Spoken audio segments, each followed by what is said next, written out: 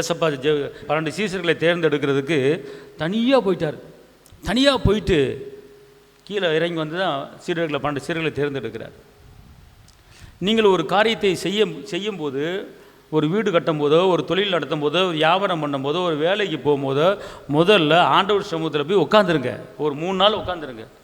உட்காந்துட்டு வந்து நீங்கள் ஒரு காரியத்தை செயல்படுத்துங்க. ஒரு வீடு கட்டுறதோ, அல்லது ஒரு வேலைக்கு போகிறதோ, அல்லது ஒரு தீர்மானம் எடுக்கிறதோ, ஏதோ ஒரு காரியத்தை பண்ண டக்குன்னு அவசரப்பட்டு டக்குன்னு போய் எந்த காலத்தில் இறங்கிறாங்க, தொழில் முடிஞ்சிடும். இடத்துல தேவ சமூகத்தில் உட்காந்து ஏசப்பா 12 சீடர்களை தேர்ந்தெடுப்பதுக்கு முன்னால் மலை மேலே போயிட்டார். மலை மேலே போய் என்ன செய்கிறாரு? ஜெபத்தில் தேவனோடு உறவாடி அவர் இறங்கி வந்தவனை தான் 12 சீடர்கள் என்ன செய்கிறாரு? தேர்ந்தெடுக்கிறாரு. புரியுதுங்களா? அதே போல் தான் நம்முடைய வாழ்க்கையில் ஒரு காரியத்தை செய்யணும்னா நீங்கள் தேவ சமூகத்தில் உட்காரணும்.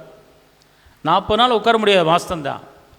ஒரு 3 நாள் உட்கார்றீங்கன்னா தேவ சமூகத்தில் தனிமையான ஒரு இடத்த பார்த்துருங்க. தனிமையான ஒரு இடம்.